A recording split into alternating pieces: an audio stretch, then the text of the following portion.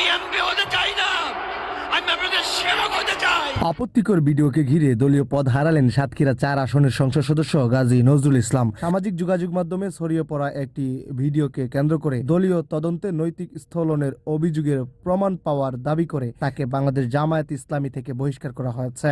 বুধবার রাজধানীর মিন্টু রোডে অনুষ্ঠিত দলের কেন্দ্রীয় নির্বাহী পরিষদের জরুরি বৈঠকে এই সিদ্ধান্ত নেওয়া হয়। বৈঠকে সভাপতিত্ব করেন দলের আমির ডাক্তার শফিকুর রহমান। দল জানিয়েছে, গাজী নজরুল ইসলামের বহিষ্কারের বিষয়টি দ্রুত নির্বাচন কমিশন ইসিকে জানানো হবে। তবে দল থেকে বহিষ্কার হলেও তার সংসদ সদস্য এমপি পদ স্বয়ংক্রিয়ভাবে বাতিল করা হচ্ছে না। আইন বিশেষজ্ঞদের মতে, বাংলাদেশের সংবিধানে শুধু নৈতিক অভিযোগ বা দলীয় বহিষ্কারের কারণে কোনো সংসদ সদস্যের পদ তাৎক্ষণিকভাবে শূন্য হওয়ার বিধান নেই। এমপি পদ বাতিলের জন্য সংবিধান ও সংশ্লিষ্ট আইনের নির্ধারিত প্রক্রিয়া অনুসরণ করতে হয়। তাই গাজী নজরুল ইসলামের দলীয় পদ হারালেও তার সংসদ সদস্য পদ বহাল থাকবে কিনা সে বিষয়ে চূড়ান্ত সিদ্ধান্ত আসবে আইনগত প্রক্রিয়া এবং নির্বাচন কমিশনের পরবর্তী পদক্ষেপের ভিত্তিতে।